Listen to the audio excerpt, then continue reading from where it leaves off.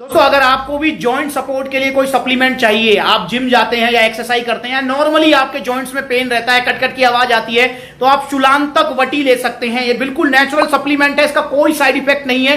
तो इसे आप लीजिए लंच या डिनर करने के बाद एक टैबलेट रोजाना पानी के साथ। ये आपके जॉइंट्स को सपोर्ट करेगा और आपको 2 महीने के अंदर विजिबल रिजल्ट्स मिलेंगे। प्राइस है इसका मात्र 900 रुपए और इसे कोई भी ले सकता है। आपके मम्मी पापा, दादा दादी, भाई बहन, कोई भी इसे ले सकता है। इसका कोई नुकसान नहीं है।